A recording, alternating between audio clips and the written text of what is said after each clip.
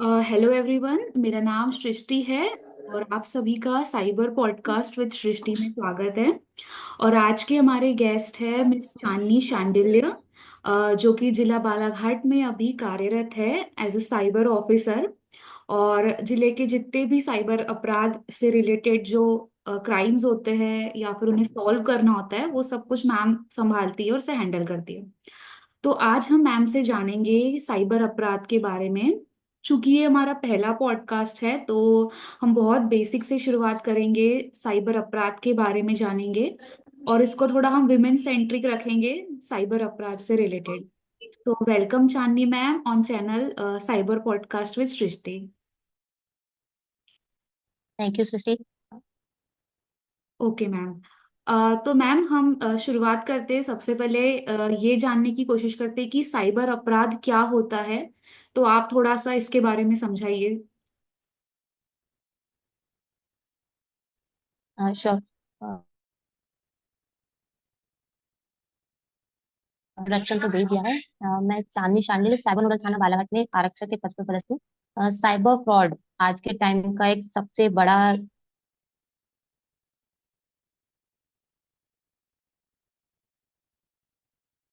Cyber fraud basically आप internet और या कॉल के माध्यम से किसी भी तरह की आर्थिक धोखाधड़ी जिस किसी के व्यक्ति के साथ में हो रही है, तो ये आपको साइबर फ्रॉड कहलाया जाएगा। Okay ma'am.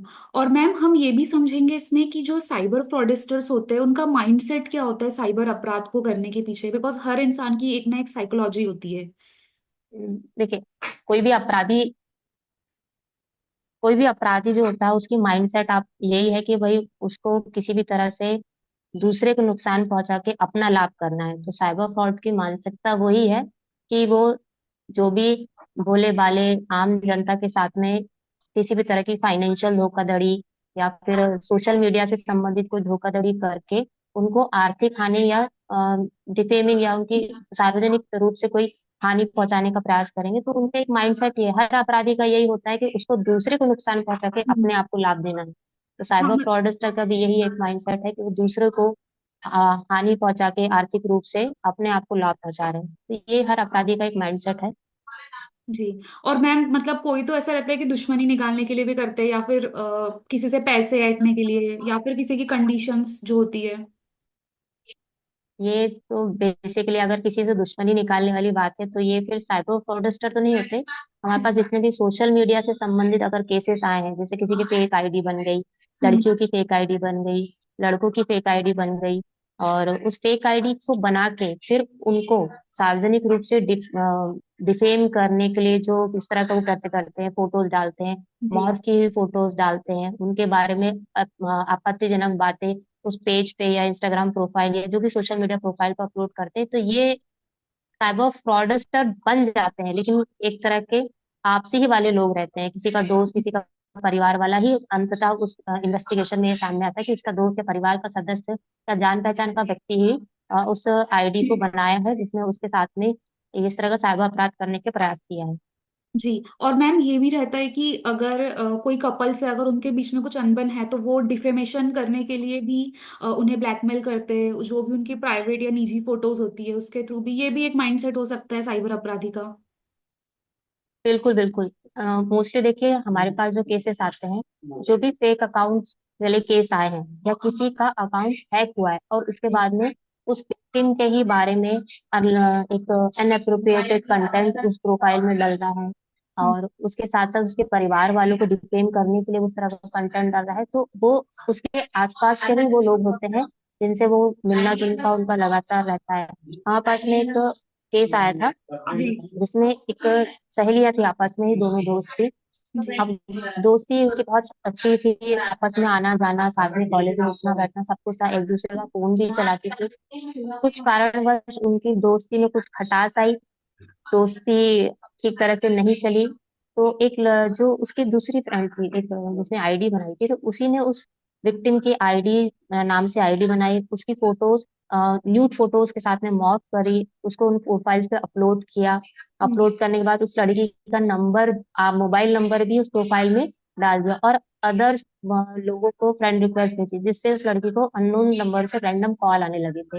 ओके। तो ये भी एक माइंडसेट रहता है कि कोई भी रीजन हो सकता है, आपका हम्म। दोस्त, आपका परिचित, आपका कपल, आपका पार्टनर, हम्म। इवन शादी के बाद भी अगर कुछ किसी में डिस्प्यूट चल रहा है, तो हम्म। वो उस तरह से भी लोग कपल्स ने एक दूसरे के प्रति इस तरह से सोशल मीडिया पे अकाउंट्स बना के उनके बारे में डिफेमेशन किया है आईडी के थ्रू, ओके। सोशल ठीक मीडिया है। पे। तो मैम आगे बढ़ते हैं इस पॉडकास्ट की तरफ। हम देखेंगे अभी महिलाओं से रिलेटेड कुछ साइबर अपराध के बारे में। तो मैम जैसे आपके पास कितने साइबर स्टॉकिंग को रिलेटेड केसेस आते हैं आपके पास? साइबर स्टॉकिंग के केसेस तो ज्यादा नहीं आते हैं, क्योंकि हम स्कूल कॉलेजों में लगातार प्रति माह कोई ना कोई सेमिनार करते रहते ओके। हैं। स्टॉकिंग में देखिए मेनली तो ये है कि राह चलते अगर कोई व्यक्ति आपको छेड़ रहा है, आपका पीछा कर रहा है, तो आप उसको हम्म। स्टॉकिंग बोलेंगे। हम्म। लेकिन सोशल मीडिया में यदि कोई व्यक्ति आपको कंटिन्यू आपको फ्रेंड रिक्वेस्ट भेज रहा है, जी। फ्रेंड रिक्वेस्ट एक्सेप्ट नहीं कर रहे हैं, आपको कंटिन्यू मैसेज कर रहा है, हम्म। या व्हाट्सएप पे आपसे लगातार प्रयास कर रहा है बात करने का, आपको हम्म। लगातार कॉल कर रहा है, हम्म। तो उसको आप स्टॉकिंग बोल सकते हैं। तो एक डिजिटल माध्यम हो गया है स्टॉकिंग करने का। और मैम आज ही तो मैंने पढ़ा था अगर इस तरह कि की। हाँ, जैसे जो अभी भारतीय न्याय संहिता आई है उसमें अभी जो हम्म। नए प्रावधान बने हैं, आई थिंक सेक्शन 78 जो बात करता है साइबर स्टॉकिंग के बारे में, उसमें ये तक दिया है हाँ, कि अगर कोई साइबर फर्स्ट टाइम स्टॉकिंग। करता है तो उसको 3 इयर्स का प्रिजन होगा, और अगर वो सब्सिक्वेंट कॉन्विक्शन करता है तो उसको 5 इयर्स तक वो एक्सटेंडेड हो जाएगा। तो ये भी काफी अच्छा है कि साइबर स्टॉकिंग को थोड़ा सीरियसली लिया गया है। बिल्कुल, भारतीय न्याय संहिता जो नया कानून जी। अमेंडमेंट हुआ बना है, जी। उसमें बहुत सारे लॉज को इम्प्लीमेंट किया गया है, और उसमें सजा का प्रावधान जी मैम। बहुत अच्छी तरीके से रखा गया है। नहीं तो पहले क्या था कि सजा कम थी, अपराधी कंटिन्यू उसमें चलता रह रहा था, प्रयास करते जा रहे थे। बट अब जो न्याय संहिता बनी है उसमें हम्म। हर अपराध को देखते हुए, उसके संगीनता को देखते हुए, बहुत अच्छे प्रयास करते हुए सजा का भी प्रावधान उसी तरीके से जी। रखा गया है। जी। और मैम सेक्सटॉर्शंस के भी केसेस आते हैं आपके पास कभी? और सेक्सटॉर्शन के लगातार अभी बहुत कम हो गए हैं, लेकिन जब शुरू शुरू में आप 1 1.5 साल पहले की अगर बात करें, या उस टाइम से ये ज्यादा होने लगे थे। उस टाइम पे सेक्सटॉर्शन के केस बहुत आते थे। बेसिकली सेक्सटॉर्शन होता क्या है? एक बहुत ही अच्छी एक आपकी प्रोफाइल सोशल मीडिया पे एक फ्रेंड रिक्वेस्ट आती है लड़कों को। मोस्टली सेक्सटॉर्शन के शिकार होने वाले जो ज्यादातर वर्ग रहा वो पुरुष वर्ग ही रहा। उसमें ज्यादातर सोशल मीडिया पे आपको एक बहुत अच्छी प्रोफाइल, लड़की की सुंदर फोटो लगी, फ्रेंड रिक्वेस्ट आई।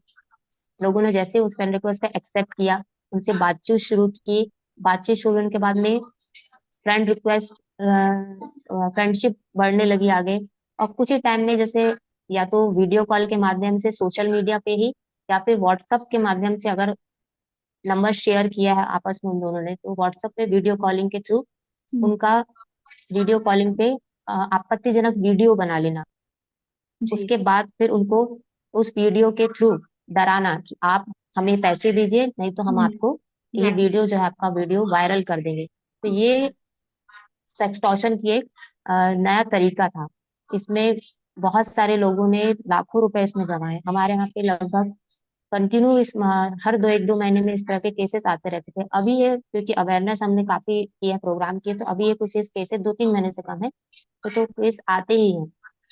तो मैम जैसे अगर कोई इसका विक्टिम होता है, मान के चलिए कोई बॉय इसका विक्टिम है, तो क्या वो जितना भी अमाउंट गवा चुका है क्या वो रिकवर कर पाता है इस तरह के फ्रॉड अगर होते हैं उनके साथ तो? फिर रिकवरी अभी बहुत सारे केसेस में है, कुछ ना कुछ अमाउंट रिकवर हुआ है। अगर किसी के भी साथ में जैसे साइबर फ्रॉड हो रहा है, तो सबसे पहले तो यहाँ पे एक टोल फ्री नंबर है 1930। ये साइबर फ्रॉड होने पे तुरंत कंप्लेन अगर आप करते हैं इस पे, तो उसमें फ्रॉड अमाउंट जो है उसको होल्ड होने के चांसेस ज्यादा है इसमें। तो अभी बहुत सारे केसेस में अमाउंट रिफंड हो रहे हैं। सेक्टोर्शन ही नहीं, जितने भी साइबर फ्रॉड आपके साथ में हो रहे हैं, फाइनेंशियल फ्रॉड जो हो रहा है, अगर आप 1930 पे कंप्लेन करते हैं, तुरंत हम्म। कॉल करते हैं, आपका जो पैसा जो भी फ्रॉड हुआ है वो होल्ड होने के चांसेस रहते हैं, और उससे रिकवरी भी पॉसिबल है। ओके। ओके। बहुत अच्छी जानकारी मिली मैम इसके बारे में, बिकॉज ये अवेयरनेस मतलब लोगों को पता तो होता है बट फिर भी वो ऐसा हो जाता है कि उन्हें पता होने के बाद भी वो खुद को सुरक्षित मतलब साइबर फ्रॉड से नहीं बचा पाते हैं। तो मैम जैसे एक हमने बहुत बार ये चीजें देखी है कि जैसे जो रूरल बैकग्राउंडेड एरिया होते हैं वहां पर अगर किसी महिला के साथ साइबर अपराध होता है या किसी बच्ची के साथ साइबर अपराध होता है तो मैम वो लोग जो होते हैं ना वो रिपोर्ट दर्ज नहीं कराते, मतलब वो कतराते हैं। उनको उनके मन में हमेशा ये रहता है कि थाने के चक्कर कौन काटेगा या कोर्ट कचहरी के इसमें कौन फंसेगा। तो ma'am being as an cop आप मतलब किस तरह की अवेयरनेस देना चाहेंगे उन लोगों को जिनके माइंडसेट इस तरह से है कि साइबर अपराध अगर होता है तो नहीं जाना है, चुपचाप बैठ जाना है, मतलब ज्यादा कुछ नहीं करना है इसके बारे में। नहीं, जैसे आपको बताया ना कि 1930 एक टोल फ्री नंबर है। हाँ।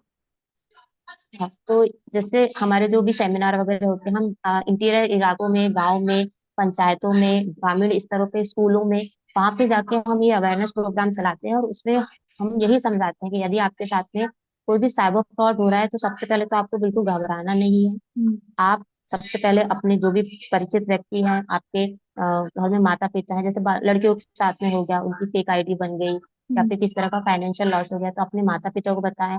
उसके बाद अपने नजदीकी थाना में जाए हम्म। और उसके साथ साथ 1930 पे सर्वप्रथम कॉल करें। तो ये जो टोल फ्री नंबर है 1930 1930, ये साइबर फ्रॉड होने पे की जाने वाली रिपोर्ट ये घर बैठे आप इस पे कॉल करके इस कहीं पे भी आपको जाने की जरूरत नहीं है, आप घर बैठे कॉल लगा के अपनी रिपोर्ट दर्ज करा सकते हैं। तो इस बारे में हम कंटिन्यू अवेयरनेस प्रोग्राम प्रतिमा चलाते रहते हैं अच्छा। और लगातार हमारा ये प्रयास रहता है कि लोग साइबर फ्रॉड के प्रति जागरूक रहें। हम्म।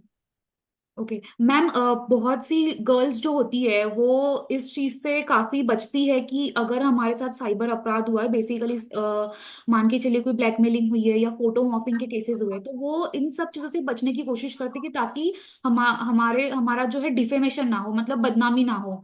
क्योंकि मैम लड़कियां शुरू से इस चीज से काफी हाँ, कतराते आई है। तो मैम आप किस तरह से लड़कियों को एम्पावर करेंगे कि अगर आपके साथ इस तरह का अपराध होता है तो आपको ऐसे घबराना नहीं है कि आपकी डिफेमेशन होगा एंड ऑल एवरीथिंग। बिल्कुल। जैसे हमारे पास में कोई लड़कियां आ रही हैं, कंप्लेंट लेकर आ रही हैं कि हमारी फेक आईडी बन गई है, हाँ। तो हमारा यही प्रयास रहता है कि हम उसको समझाएं कि आपकी यदि आईडी बनी है और कोई हम्म। व्यक्ति जो आपके नाम की आईडी बना रहा है आपका फोटो को मॉर्फ करके अपलोड कर रहा है, हम्म। इस बात की सत्यता आपको पता है कि वो फोटो आपकी नहीं है, तो हम्म। आपको इस बात में बिल्कुल पहले तो इसी बात पे आपको कॉन्फिडेंट होना चाहिए कि ये फोटो मेरी नहीं है, तो हम्म। आपको उसमें बिल्कुल भी घबराने की प्रयास नहीं करना चाहिए। साथ में हम उनके परिवार वालों को भी बुलाते हैं, जो भी उनके साथ में गार्जियन आए रहते हैं, हम उनको भी ये प्रयास रहता है हमारा समझाने का कि वह व्यक्ति जो इस तरह की फोटो बना रहा है वो आपका दुश्मन है और आपके प्रति उसकी हीन भावना है, तभी वो आपके साथ में ऐसा कर रहा है, तो इसमें आपकी कोई गलती नहीं है। हम्म। अगर कोई व्यक्ति आपकी फोटो डाल रहा है तो इसमें आपकी बिल्कुल कोई गलती नहीं है और आपने रिपोर्ट करेंगे तो वो जल्द से जल्द उसको पकड़ने का हमारा प्रयास रहता है। क्या होता है कि मैम जैसे प्राइवेसी का एक कितना ध्यान भावना आ रखना जाती चाहिए। है कि मेरी, जी। जी, क्या होता है कि लड़कियों की एक भावना हो जाती है कि मेरी फोटो डली है तो बदनामी का डर हम्म। सबसे ज्यादा इस बात का रहता है कि समाज में मेरे कॉलेज वाले इस प्रोफाइल को देखेंगे तो जी। मेरे बारे में गलत कयास लगाएंगे कि ये फोटो मेरी हो सकती है। हम्म। उसके लड़कियों के बच्चों को उस भय को हम सबसे पहले दूर करने का प्रयास करते हैं कि आपको ये बिल्कुल सोचना ही नहीं है कि यह फोटो आपकी है, आपको पता है ये फोटो आपकी नहीं है, तो आपको उस बारे में कॉन्फिडेंट रहना है। और जो भी आपके समाज वाले हैं उनको भी ये बात जानकारी देनी है, आपके माता पिता को आप समझाइए और आपके माता पिता आपके परिवार वाले स्कूल कॉलेज में आपके दोस्तों को समझाएंगे कि भाई ये एक तरह का साइबर फ्रॉड हो गया है, फेक आईडी बन गई है लड़की की जिसमें उसकी कोई भी गलती नहीं है, तो इस तरह का थोड़ा कॉन्फिडेंस देने का प्रयास करते हैं। Okay okay. तो मैम मतलब अगर हम अवेयरनेस देंगे तो ये जो विक्टिम है वो आएंगे सामने, रिपोर्ट दर्ज करवाएंगे। और मैम जैसे हम देखते हैं कि भारत एक रूरल देश की गिनती में आता है, मतलब रूरल बैकग्राउंड हमारे भारत में सबसे ज्यादा है। तो मैम डिजिटल लिटरेसी के बारे में अगर हम बात करें तो आज भी हम देखते हैं कि बैकवर्ड्स एरिया या रिमोट एरिया में लोगों के पास स्मार्टफोन आज के टाइम पर भी नहीं है। दे स्टिल यूज अभी भी कीपैड वाला फोन।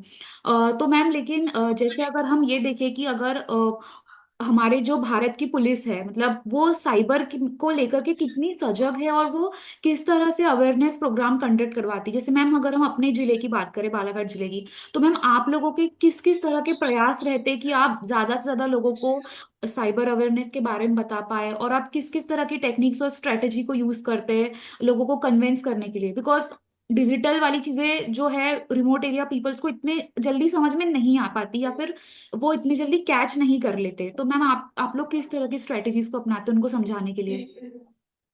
बिल्कुल, क्या है कि रूरल एरिया में बहुत से ऐसे लोग हैं जिनको स्मार्टफोन तो नहीं होगा लेकिन कीपैड फोन होगा।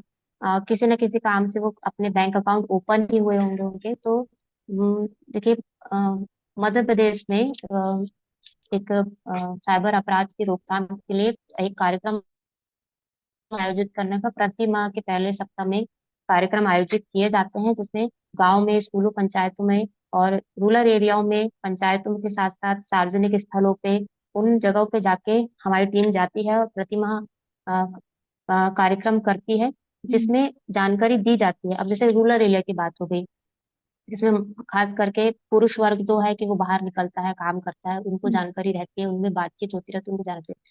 लेकिन जो महिलाएं हैं, महिलाओं में एक जानकारी का अभाव ये रहता है कि भाई फोन तो है, खाता तो है, हम्म। लेकिन ऑपरेट उनको करना नहीं आता है। तो हम उनको ये जानकारी देते हैं कि आप फोन यदि आपको आ रहा है, आप कहीं पे भी पैसा निकालने जा रहे हैं। जैसे बहुत सारे मामले तब आए रूरल एरिया में, खासकर जो हम्म। घूम घूम के पैसा निकालने का कियोस्क सेंटर वाले जो व्यक्ति होते थे, उनका काम करते थे। बहुत सारे ऐसे इलिटरेट जो पढ़े लिखे नहीं थे, जिनको इंग्लिश पढ़नी नहीं आती, आप बोले कि हिंदी भी पढ़नी नहीं आती है, उनके माध्यम से, कियोस्क के माध्यम से जब उन्होंने पैसा निकाला, हम्म। उन्होंने एक बार थंब लगाया, लेकिन कुछ देर बाद उनको पता चला कि उनके खाते से और भी राशि निकाली गई है, जबकि उन्होंने वो पैसा उस टाइम विड्रॉल नहीं किया था। जब इन्वेस्टिगेशन की गई तो पता चला कि इनके थंब का यूज करके किसी और कियोस्क सेंटर से इनके खाते से पैसे निकाले गए। तो ये भी एक समस्या है कि साइबर फ्रॉड के लिए आपको किसी नंबर से कॉल आए ये जरूरी नहीं है। आपके कियोस्क सेंटर में, जो आप गांव में कियोस्क सेंटर देखते हैं, वहां से भी धोखाधड़ी हो सकती है। हमारा यही प्रयास रहता है कि हम उनको जागरूक करते हैं कि आपको किसी भी तरह की ओटीपी नहीं बतानी है। किसी अज्ञात व्यक्ति का कॉल आएगा तो आपको उसको भरोसा नहीं करना है। हम्म। आपको किसी भी तरह के लिंक को ओपन नहीं करना है। जी। आपको अपना आधार कार्ड, पैन कार्ड, अपना खाता नंबर, ये सारी जानकारियां किसी के साथ में, अज्ञात व्यक्ति के साथ में शेयर नहीं करनी है। अब जैसे थंब के बारे में आपको बताया, कियोस्क सेंटर के बारे में जी। जी। आपने देखा होगा, सिम जो सड़कों पे स्टॉल लगा के सिम बेची जाती है, जी मैम। जी। ठीक है। तो स्टॉल लगा के जो सिम बेची जाती है, उसमें कई बार ऐसा हुआ है कि लोगों ने, एक सिम बेचने वाले ने एक बार थंब लगाया, एक सिम इशू कर दी, उसको हम्म। दे दिया। हम्म। लेकिन जब आप सिम खरीद जाएंगे तो कई बार ऐसा होता है, हम भी जाते हैं तो हमको लगता है कि यार एक बार में, वो बोलते हैं एक बार और थंब लगाइए, एक बार में नहीं हुआ। इस तरह से एक व्यक्ति के नाम से 4 से 5 सिम इशू करा के उन सिम्स को फ्रॉड के लिए यूज किया जाता है। तो अच्छा। ये भी एक बहुत बड़ी समस्या है। तो ये भी ध्यान रखने वाली बात है। हम उनको समझाते हैं कि आप यदि सही थंब लगा रहे हैं तो आप देखें कि आप कितनी बार थंब लगा रहे हैं। हम्म। एक बार से ज्यादा थंब ना लगाएं। फिर भी यदि आपको दुकानदार बोलता है कि आपका थंब इम्प्रेशन नहीं है, आप दोबारा लगाए, तो आप ये कंफर्म करें कि आप जब थंब लगा रहे हैं तो वो आपका ही सिम इशू करने के लिए क्या है, और उससे नंबर से और इशू तो सिम इशू तो नहीं हुई है। सेम एज इट इज आप पैसा निकाल रहे हैं तो आपको ध्यान देना है कि आपने थंब निकाला, आपका पैसा निकला, उसके बाद आपको थंब नहीं लगाना है। वो बोले तो आपको कंफर्म करना है, ये पैसा हम निकाल चुके हैं, फिर थंब क्यों लगा रहा है। इस तरह के भी हम समझाइश वगैरह देते रहते हैं। और तब एक कई बार जैसे एडवाइजरी जारी करते हैं बालाघाट में पुलिस अधीक्षक महोदय के द्वारा, हम्म। साइबर अपराध की रोकथाम के लिए समय समय पे सेक्सटॉर्शन से संबंधित एडवाइजरी। अभी एक डिजिटल अरेस्ट बहुत जी चल रहा मैम, है, हम डिजिटल उसके अरेस्ट बारे का में फ्रॉड बात बहुत हो करेंगे। रहा है। जी जी जी। हाँ, इस तरह से एडवाइजरी जारी करते रहते हैं समय समय पे, और अवेयरनेस प्रोग्राम करते रहते हैं। जागरूक करने का प्रयास में इस तरह से करते रहते हैं। जी, जैसे कि मैम मैंने अभी देखा था आपने कल ही स्टेटस में एक एपी के फाइल से रिलेटेड अवेयरनेस के लिए डाला था। तो मैम हम देख रहे हैं कि अभी जैसे शादियों का सीजन चल रहा है, तो बहुत सारे साइबर फ्रॉडस्टर आपको ये लिंक भेजते हैं कि ये शादी का कार्ड है, और जब हम उसमें ओपन करते हैं तो वो एक एपी के फाइल होती है। तो मैम इसको हम कैसे आइडेंटिफाई कोई कोई भी लिंक जो है वो सस्पिशियस लिंक है, ऐसे नहीं ओपन करना चाहिए, या फिशिंग पेज है, या फिर कोई विशिंग कॉल आया है आपको? देखिए, अ, जो एपीके फाइल वाला फ्रॉड है, हाँ। उसमें बेसिकली होता ये है कि हमारे ही पहचान के व्हाट्सएप नंबर या व्हाट्सएप ग्रुप में वो मैसेज आया रहता है। जी। तो वो समझने में बहुत टाइम लग जाता है लोगों को। जैसे हम्म। आपने अभी हमारा स्टेटस देख लिया तो आपको पता है कि एपीके इंस्टॉल नहीं करना है। पर हम्म। जिन लोगों को जानकारी नहीं है, रूरल एरिया में भी आप जी। देखेंगे तो एपीके अलग अलग नाम से वो हम्म। लोग भेज रहे हैं फाइल। हम्म। किसी का व्हाट्सएप हैक हो गया है, एपीके इंस्टॉल करने से फिर उसने क्या किया फ्रॉडस्टर ने, जिसका व्हाट्सएप हैक हुआ उसी के व्हाट्सएप में जितने ग्रुप्स है, जितने फैमिली मेंबर्स, उनको सभी को वो इनविटेशन कार्ड भेज दिया। अब वो हम्म। एक चेन बन गई कि जितने लोगों ने कार्ड इंस्टॉल एपीके इंस्टॉल किया उन सभी का व्हाट्सएप हैक हो गया। हम्म। व्हाट्सएप हैक हुआ, उसके साथ साथ उनका पूरा का पूरा जो मैसेजेस हैं, SIM message forwarding option enable हो गया। हम्म। उनके अकाउंट में पैसे निकालने का प्रयास किया जाने लगा। तो हम्म। इसी तरह से एपीके फाइल इंस्टॉल करके लोगों के 1.5 लाख रुपए, एक रिसेंट का मामला बालाघाट में जिसमें 10 लाख रुपए एक महिला है उनके अकाउंट से निकल गए। एपीके फाइल इंस्टॉल करने के बाद उनका फोन हैक हो गया, ओटीपी फॉरवर्ड होने लगे उनके बैंक की रजिस्टर्ड नंबर की, और उनके खाते से 10 लाख रुपए निकल गए। तो ध्यान रखने योग्य बात है कि कोई भी इस तरह की एपीके लिंक या किसी भी तरह की लिंक जिसमें लिखा हो कि फ्री रिचार्ज उपलब्ध है, हम्म। प्रधानमंत्री आवास योजना की लिस्ट जी है, जी। आमंत्रण पत्र है ना, तो ये आपको कभी भी इंस्टॉल नहीं करना है। और आपको लग रहा है कि भाई ये आमंत्रण आया है, वेडिंग इनविटेशन आया है, हम्म। वेडिंग इनविटेशन जो व्यक्ति आपको भेज रहा है, तो आप उसको कॉल करके एक बार कंफर्म कर हम्म। ले कि ये किस तरह का कार्ड आपने भेजा है। और सभी व्हाट्सएप ग्रुपों के बारे में भी हमने कहा है कि एक एडवाइजरी भी जारी कराई थी कि अगर आपको किस तरह की एपीके फाइल आती है तो हम्म। उसको इंस्टॉल ना करें। आप देखेंगे जो मैंने स्टेटस लगाया था, हम्म। आप शेयर कर दीजिएगा उसमें, तो उसमें लिखा रहता है नीचे एपीके फाइल। हम्म। एपीके फाइल कभी भी डाउनलोड ना करें। ना अगर करें। किसी भी आपके पहचान वाले नंबर ने भी भेजा है आपको व्हाट्सएप के माध्यम से, तो आपको उसको इंस्टॉल नहीं। नहीं करना, पहले कंफर्म करना आपको कॉल करके कि ये किस तरह की आपने फाइल भेजी है। जी। आप इसको इंस्टॉल करने का बचेंगे तो आपका फोन भी हैक होने से बच जाएगा और साइबर फ्रॉड होने से बच सकता है। जी। और मैम ये तो काफी भारी नुकसान होता है कि 10 लाख रुपए बहुत बड़ा अमाउंट होता है, और इसमें कोई प्रोबेबिलिटी या श्योरिटी नहीं होती कि उतना अमाउंट मिले या हाफ अमाउंट भी मिले, बिकॉज एक बार चले गया तो फिर चले ही जाता है उतना बड़ा अमाउंट। हाँ, होता क्या है कि जब भी फोन हैक है, अब हम्म। जो एपी के थ्रू फोन हैक होने वाले मामले हैं, इसमें आवेदक को पता ही नहीं होता है कि उसका फोन हैक है। वो जी। सोचता है यार मेरा व्हाट्सएप शायद किसी टेक्निकल इशू की वजह से बंद हो गया है। और मोस्टली लोग मैसेजेस जो आते हैं मोबाइल पे उनको डेली बेसिस पे चेक नहीं करते हैं। हम्म। तो जितने भी केस आए हैं एपीके फाइल के थ्रू फोन हैक करने के बाद में, जैसे 10 लाख का ही मामला था, तो वो विक्टिम को पता ही नहीं था कि उसके मैसेजेस किसी और नंबर पे फॉरवर्ड हो रहा है। जब वो यहाँ आए, उन्होंने कंप्लेन करी, उन्होंने बताया कि हमारे अकाउंट से 10 लाख निकल गए, उनका फोन चेक हमने किया, तब उनके फोन में एक एपीके फाइल इंस्टॉल थी और उनके मैसेज फॉरवर्डिंग किसी और नंबर पे मैसेज किसी और नंबर पे फॉरवर्ड हो रहे थे। तो ये जानकारी यहाँ आने के बाद में उनको पता लगी। तो ये थोड़ी ध्यान देने वाली बातें हैं कि आपको जो भी व्यक्ति है अपने मैसेजेस उसको लगातार चेक करते रहना चाहिए डेली बेसिस पे, अपने ईमेल्स चेक करते रहना चाहिए, फोन को हमेशा अपडेट करना चाहिए। और एक ऑप्शन भी होता है फोन में कि आप, व्हाट्सएप में भी होता है कि आप ऑटोमेटिकली कोई भी एप्लीकेशन या फोटो इंस्टॉल ना हो। नहीं करें, ये नहीं करें। सिक्योरिटीज करके रखनी चाहिए। यदि आपने इनेबल करके रखे, ऑटो डाउनलोड का ऑप्शन इनेबल है, तो हम्म। आप उस एपीके फाइल को इंस्टॉल नहीं भी करेंगे तो ऑटोमेटिकली ऑटो डाउनलोड के कारण वो फाइल इंस्टॉल हो जाएगी। और एक और मैम चीज होती ये जैसे थोड़ी सी सिक्योरिटी रखना इंस्टाग्राम, चाहिए। इंस्टाग्राम है, फेसबुक और व्हाट्सएप में एक हैकिंग से बचने के लिए भी एक टू फैक्टर ऑथेंटिफिकेशन, वो भी मैम काफी सारे लोग उसका यूज नहीं करते। तो ये भी मेरे हिसाब से हाँ, काफी इंपॉर्टेंट है, टू फैक्टर ऑथेंटिफिकेशन यूज करना। देखिए युवा वर्ग को तो इंस्टाग्राम, सोशल मीडिया, इन सब की जानकारी है। उसमें जो भी सिक्योरिटी फीचर्स है वो खुद तो इंस्टॉल करते हैं लेकिन अपने परिवार वालों को बताना भूल जी जाते हैं। जी। तो जी। बहुत क्या होता है कि जैसे हमारे पेरेंट्स हो गए, हम्म। अब हमारे पेरेंट्स है वो भी सोशल मीडिया पे अवेलेबल है, वो भी व्हाट्सएप चला रहे हैं। शासकीय व्यक्ति होगा या गैर शासकीय व्यक्ति होगा, उस सभी के पास में आजकल व्हाट्सएप है, तो सभी व्हाट्सएप चलाते हैं। तो हम्म। जागरूकता के लिए यही है कि आप कोई भी सोशल मीडिया अकाउंट चला रहे हैं या फिर व्हाट्सएप चला रहे हैं, आप जीमेल भी चला रहे हैं, हम्म। आपको उसमें एक सिक्योरिटी फीचर्स होता है टू फैक्टर ऑथेंटिकेशन, रखना है। उसको आपको इनेबल रखना है। जी। अगर आप उसको इनेबल रखेंगे तो आपका फोन हैक करने का यदि कोई प्रयास करेगा तो एक ओटीपी आपको आएगी, जब तक वो आप हम्म। शेयर नहीं करेंगे आपका फोन हैक जी नहीं होगा।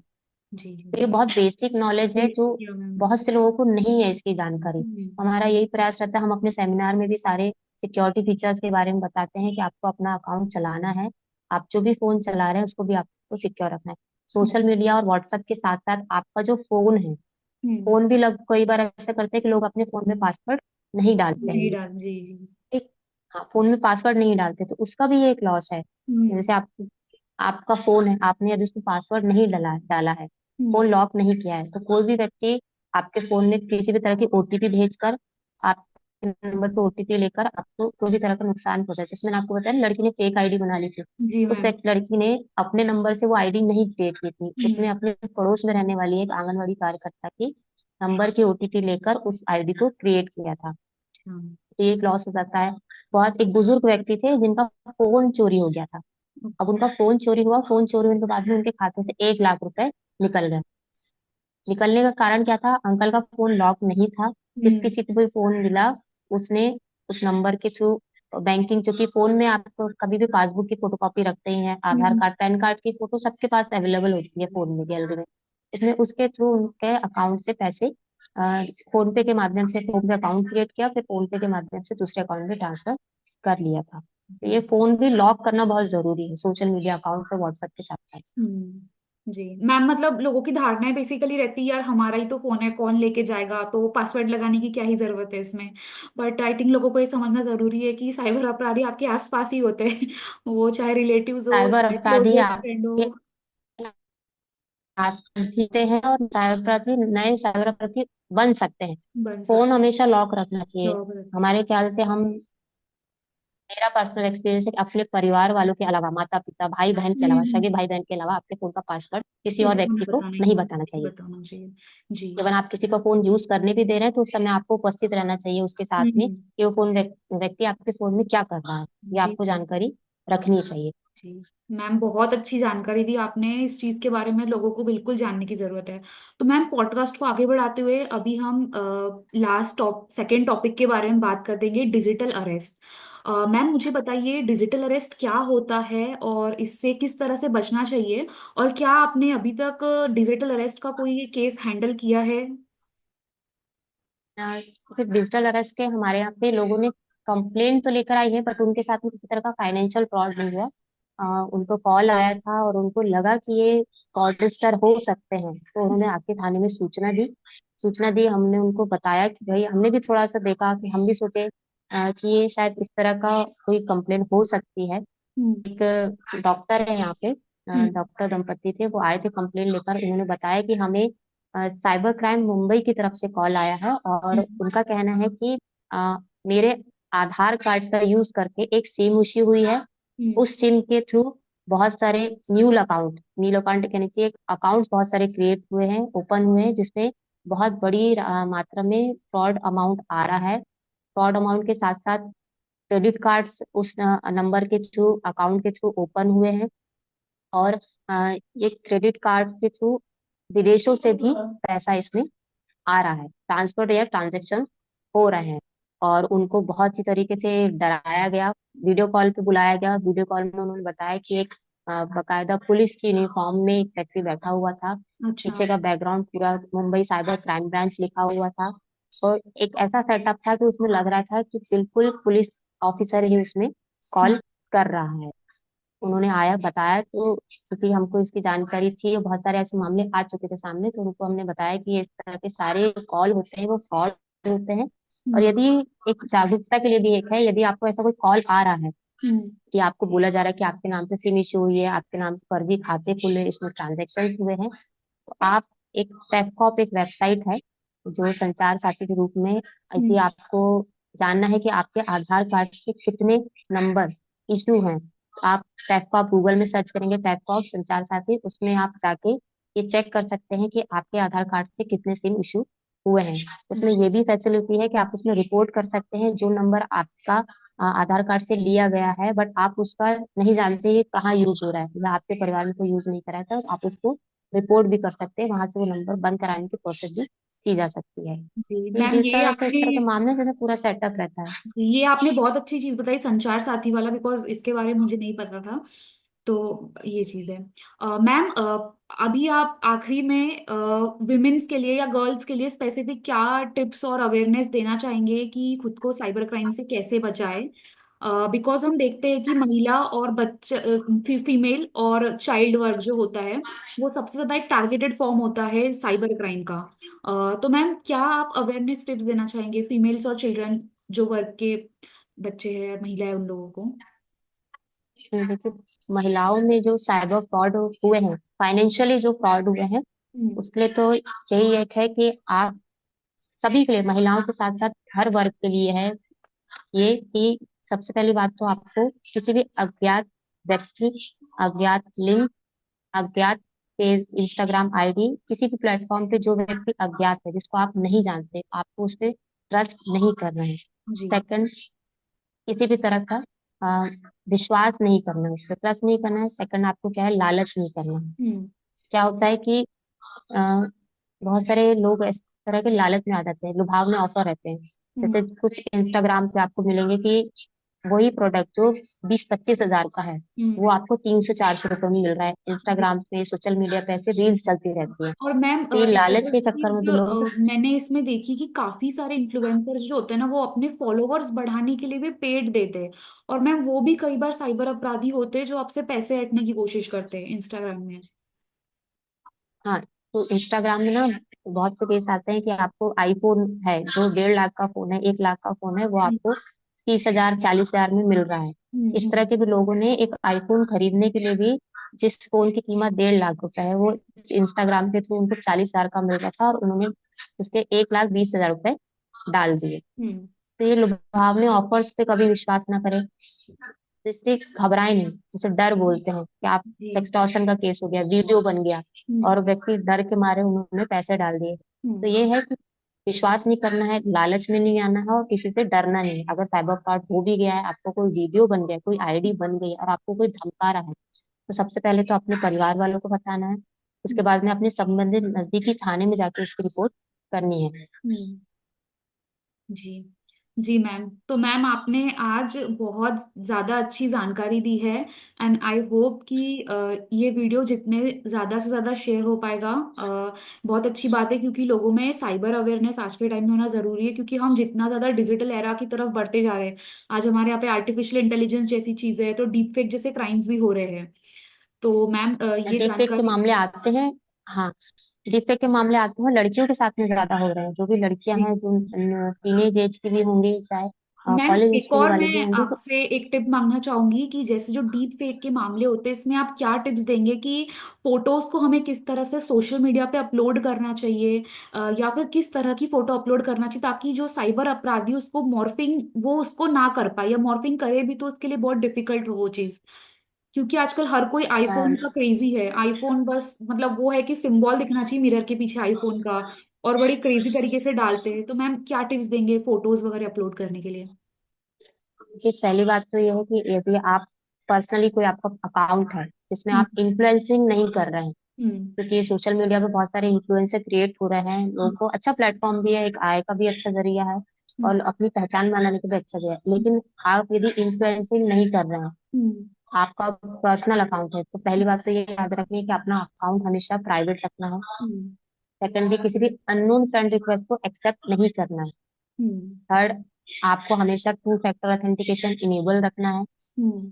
और हो सके तो आप एक प्राइवेट अकाउंट के साथ साथ भी आप एक ऑप्शन भी आते हैं कि आप उसमें भी पर्टिकुलर पर्सन को सिलेक्ट कर सकते हैं कि कि मेरी किसी। पूरी फ्रेंड लिस्ट के वो लोग को ना देखे, या मेरे से फैमिली क्लोज टू फ्रेंड्स करके एक ऑप्शन भी आता है जी। जिससे जी। आप पर्टिकुलर कुछ पर्सन को ही वो फोटोज या जो भी वीडियो आप अपलोड कर रहे हैं वो शेयर कर सकते हैं। जी। और यदि किसी ऐसी महिला हो गई या पुरुष भी हो गए जिनकी फोटो मॉर्फ की गई है, हम्म। और कई बार होता है ना कि हमारी फोटोज हम्म। मॉर्फ करके उसको वेबसाइट, कोई भी सोशल मीडिया अकाउंट पर डाला जा रहा है, तो महिलाओं के संबंध में एक है StopNCII.org। ये एक वेबसाइट है। हम्म। इस पे यदि आपकी कोई भी फोटो मॉर्फ की हुई अपलोड की जा रही है, तो इस हम्म। पे जाके आप इसमें कंप्लेंट रजिस्टर कर सकते हैं। StopNCII.org ये एक वेबसाइट है। जी। जो भी आपकी fake ID morph photo upload हो रही है, उसको आपको ओरिजिनल फोटो भी अपलोड करनी है और ये मॉर्फ फोटो भी अपलोड करनी है, तो वो उस प्लेटफॉर्म से हटाने के लिए इसका ये पोर्टल बनाया गया है। इस पे जाकर आप कंप्लेंट कर सकते हैं। जी मैम, तो मैम इस कॉन्वर्सेशन को अभी हम यहीं पे एंड करते हैं। And thank you so much for sharing with us a very valuable and very important information with us. Thank you so much ma'am. Thank you Srishti, मुझे इनवाइट करने के लिए, क्योंकि साइबर फ्रॉड एक ऐसा है जिसमें जगह जगह जाके तो हम अवेयर करते हैं, लेकिन अगर डिजिटल माध्यम से अगर अवेयर होगा तो बहुत सारे लोग इससे अवेयर होंगे और साइबर फ्रॉड का शिकार होने से जी मैम, बचाएंगे। ठीक है मैम, तो अभी इसको एंड करते हैं यहाँ पे। Thank you so much. Okay, thank you. हाँ।